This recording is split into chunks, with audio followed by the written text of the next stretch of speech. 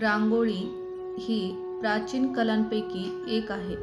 रंगवल्ली या संस्कृत शब्दावरून त्याची उत्पत्ती झाली आहे. घरापुढे रांगोळी काढल्याने घराची लया वाढते. तसेच मुलींना आवडणारी ही कला, यामागे वैज्ञानिक कल्पनाही आहे.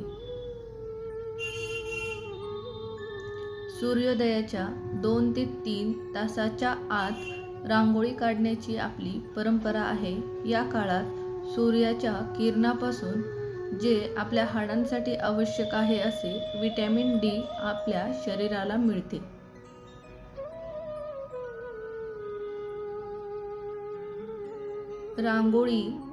रांगोळी पावडरमधील रासायनिक घटक सूर्यकिरण शोषून घेतात आणि निरोगी वातावरण तयार करतात. रांगोळी काढताना आपल्या हातांना आणि पायालाही व्यायाम होतो. हस्तरेषा आणि योगशास्त्रानुसार रांगोळी काढताना अंगठ्याने आपल्या तर्जनीवर दाब दिल्याने शरीरात सकारात्मक ऊर्जा बाहेर पडते. घरासमोर रांगोळी असेल तर ती पाहुण्यांना आमंत्रण देण्यासारखी असते. यामुळे आकर्षित होणारे पाहुणे आनंदाने घरात प्रवेश करतात.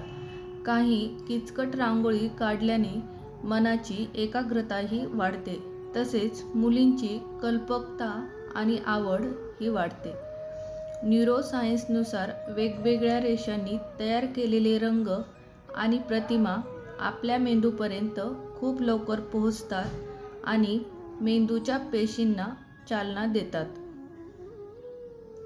पूर्वीच्या परंपरेनुसार घरासमोर रांगोळी असेल तर घरात सर्व काही शुभ आहे असा अर्थ होतो. या सर्व कारणांमुळे या पद्धतीला मान्यता देणे हे आपले कर्तव्य आहे. सनातन संस्कृतीतील प्रत्येक आध्यात्मिक विचार अनमोल आहे. आपली सनातन संस्कृती विसरू नका. श्री कृष्णार्पणमस्तु. श्री स्वामी चरणार्पणमस्तु. श्री स्वामी समर्थ.